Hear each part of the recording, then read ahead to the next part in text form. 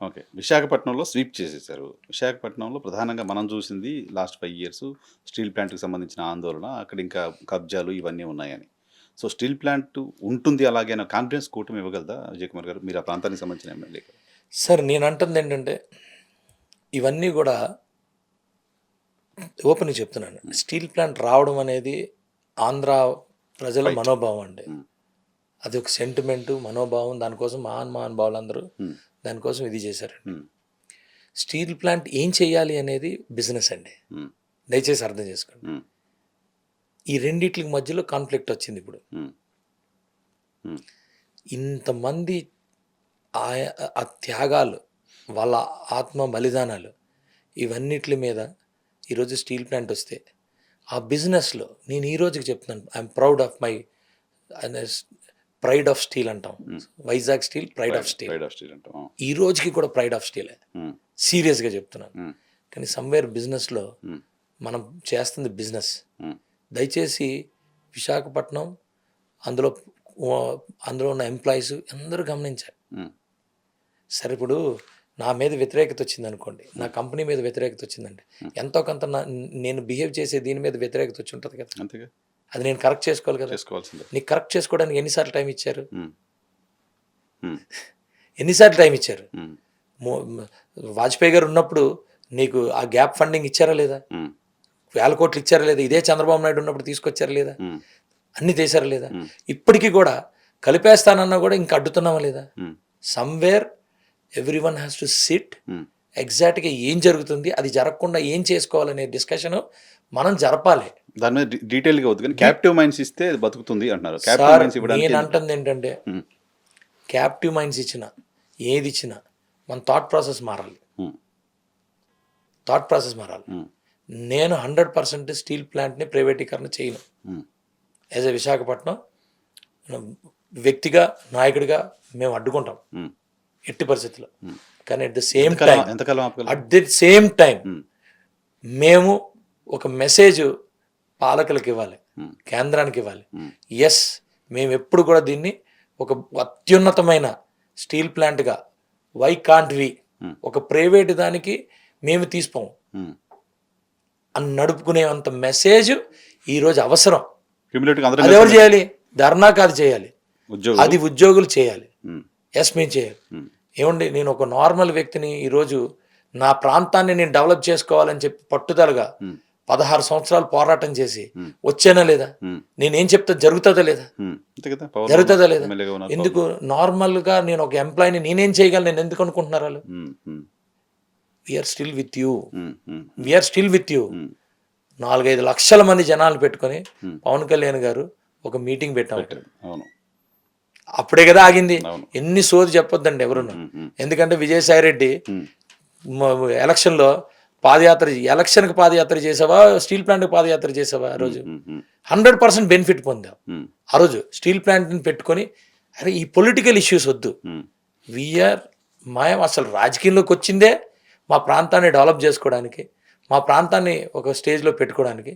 మేము కూడా భారతదేశాన్ని డెవలప్ చేయాలి, భారతదేశాన్ని నెక్స్ట్ లెవెల్కి వెళ్ళాలి అనే థాట్తోనే కదా. హ్మ్. నా ప్రాంతం కూడా భారతదేశమే కదా. హ్మ్. నా ప్రాంతం పెరిగితే భారతదేశం పెరిగినట్టే కదా. అంతే కదా. అదే అదే దీంట్లో ఆ థాట్ ప్రాసెస్లో సో, వచ్చాం. ఉద్యోగుల వైఖరి మారాలి. ఉద్యోగుల వైఖరి కాదు, అందరి thought process. This is a right time, last best time hmm. To discuss with in us అంటాను నేను. హ్మ్. డెఫినెట్‌గా. That is the only one single solution valid. అంటాను. వ్యాలిడ్. నా వ్యాలిడ్. వాల్యూ అంటే నా వ్యూస్లో నేను ఓపెన్గా చెప్తున్నాను సార్. వ్యాలిడ్. వ్యాలిడ్. వ్యాలిడ్. నిజంగానే కదా! ఇప్పుడు ఏదో ఒకటి చేసి ఆపుతాం. అది మళ్ళీ నష్టాల్లో పోతుంటే ఇంక మళ్ళీ ఎప్పుడైనా ఉండేదే కదా! కాదండి, ఒకసారి నువ్వు లాభాల్లోకి తీసుకొస్తే అంతే ఇంకెవరు ఆలోచన కూడా చేయరు అంతే కదా! సార్. క్యాప్టివ్ పోర్ట్స్ ఎంతసేపు సార్? హ్మ్. క్యాపిటల్ పోర్ట్స్ క్యాప్టివ్ ఇస్తే పోర్ట్ ఎంతసేపు సార్? హ్మ్. మీరు క్యాప్టివ్ పోర్ట్ ఒక్కటే ప్రాబ్లం అని అనుకుంటే, హ్మ్. హ్మ్. మైన్స్ మనం కావాలి. మైన్స్ లేవు, బొగ్గు లేదు. అందుకో అదే అదొక చెప్తున్నా. అదొకటి ఆ! అదొక సమస్య, అదొక సమస్య. హ్మ్. కానీ అదే ఒక సమస్యని ప్రతి ఒక్క స్టీల్ ప్లాంట్ లవర్ని గుండెల మీద చేసుకొని చెప్పమనండి. అదే నేను గుండెల మీద చేసి మెనీ, చెప్తున్నా. Many, many, many. బట్ అది కూడా ఒక సమస్య. మెనీలోని హ్మ్. హ్మ్. క్యాప్టివ్ అనేది లాస్ట్ అంటాను నేను. అది లాస్టా? ఎందుకు అదే లాస్ట్ అండి? హ్మ్. ఎందుకంటే ఇఫ్ యు ఆర్ రెడీ హ్మ్. జెన్యూన్గా ప్లాంట్ రన్ చేయడానికి మీరు రెడీగా ఉన్నారా? హ్మ్. లేరా? ఉన్నారా? లేరా? నేను లేరా ఉన్నారని నేను అనట్లా. హ్మ్. హ్మ్. నన్ను వాళ్ళు నేను ఫైట్ ప్రశ్న చేస్తూ వేసుకోమంటున్నా. హ్మ్. నన్ను నేను ప్రశ్న వాళ్ళు వేసుకోమంటున్నా. వాళ్ళు ప్రశ్నించుకోవాలి. నన్ను నేను ప్రశ్నించుకోవాలి. ఉమ్. నేను కూడా ప్రశ్నించుకోవాలి. నేను ఒక లీడర్ని కాబట్టి నేను ప్రశ్నించుకోవాలి. డెఫినెట్గా. 2, ఈ రోజున్న కాంపిటేటివ్ దీంట్లో ఇప్పుడు అంటే పెట్టినప్పుడు ఓన్లీ భారతదేశం సార్.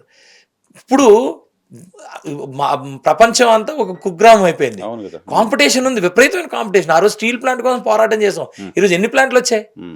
రేపు ఇంకో 20 మిలియన్ టన్ ప్లాంట్ వచ్చేస్తుంది. ఉమ్. మనం పోటీ పడాలి కదా. ఉమ్. మనం ఎంతసేపు పొద్దున్న వెళ్తాం, సాయంత్రం వస్తాం, మధ్యాహ్నం వస్తాం కాదు కదా. కరెక్ట్. డెఫినెట్గా ఫైట్. సార్ నేను మాట్లాడుతుంది పాజిటివ్గా తీసుకోండి.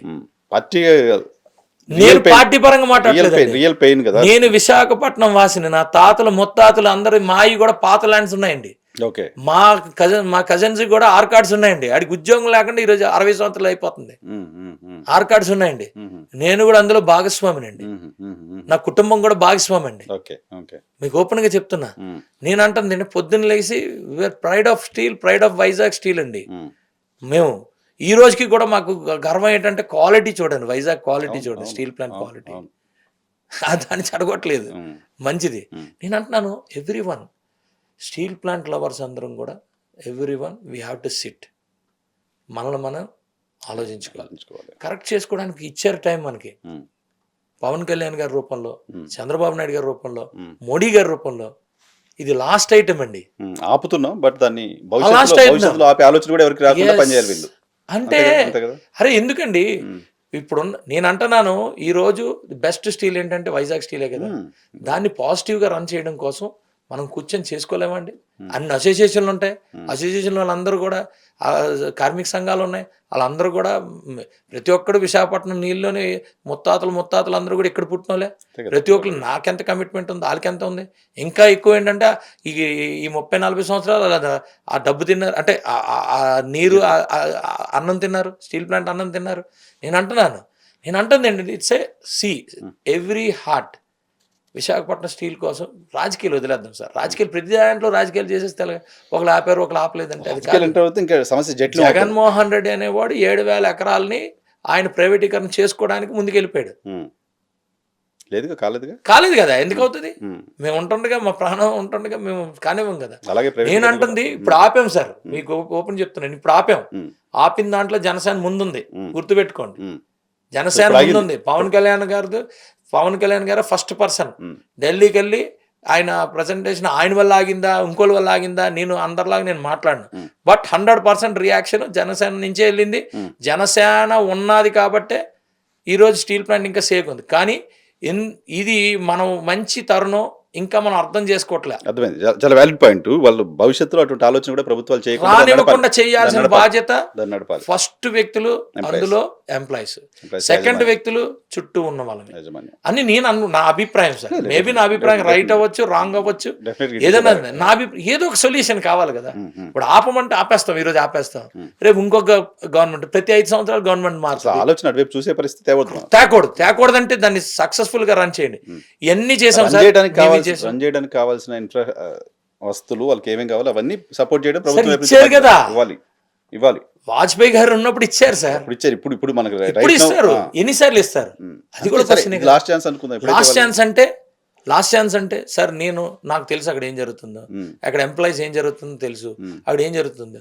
మేమంటున్నాం ఏంటంటే కూర్చుందాం, ఎవడికి నచ్చినట్టు ఆడు మాట్లాడుకొని, ఎవడికి నచ్చినట్టు ఆడు స్వార్థానికి వెళ్ళిపోతానంటే కాదండి. ఇది is high time for steel plant. Steel plant ఆగింది. ఇది భవిష్యత్తులో ఆగింది బికాస్ ఆఫ్ పవన్ కళ్యాణ్ గారు, బికాస్ ఆఫ్ చంద్రబాబు నాయుడు గారు ఆగింది. మనం రేపనే రోజు మీరు దాన్ని కంటిన్యూస్గా జీవితకాలం చేయాలి అంటే that is up to you. అది స్టీల్ ప్లాంట్ పేరు మారుతుందా, లేకపోతే దాని ఇది మారుతుందా, ఇవన్నీ మనం ఏం మాట్లాడడానికి లేదండి. ఇదేమవుతుందంటే సెంట్రల్ గవర్నమెంట్ పాలసీస్. అది ఇప్పుడు మా BHPV ఉండేది, BELలోకి వెళ్ళిపోయింది.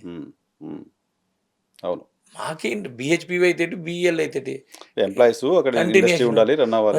మా డ్రెడ్జింగ్ కార్పొరేషన్ ఉంది. బికాస్ ఆఫ్ పవన్ కళ్యాణ్ గారే కదా ఆగింది. కానీ మీరు కూడా జాగ్రత్తగా ఉండండి. మీరు కూడా ఇప్పుడు మీరు అనుభవించేస్తున్నారు, మీరు రన్ చేస్తున్నారు. అరే మనం ఎంత రన్ చేసినా లాస్ రావడం గ్యారంటీ సార్. లాస్ వస్తుంది, గెయిన్ వస్తుంది. కానీ మనం రన్ చేసే విధానాన్ని మాత్రం మనం నెగ్లెక్ట్ చేస్తే నెక్స్ట్ జనరేషన్కి అది ఉండదు. Correct. అది అర్థం చేసుకోవాలి ప్రతి ఒక్కరు. ఇప్పుడు మీరున్నారు, ఈ ఈ ఈ ఈ కుర్చీలో కూర్చున్నంత వరకు మీరు సిన్సియర్గా ఉందా అని నేను, అంతే కదా, అది కామన్ పాయింట్, అది మినిమం బేసిక్ పాయింట్. నేను ఈ రాజకీయంలో ఈరోజు ఎమ్మెల్యేగా ఇచ్చేసాను, నా 5 సంవత్సరాల టర్మ్ వరకు నేను నిజాయితీగా ఉంటాను. అంతే కదా, 10 year ఉండాలి, మనం అంతే. సిన్సియర్గా ఎవరి ఉన్నాం tenure లేదా వాళ్ళకి నిజాయితీగా ఉండాలి.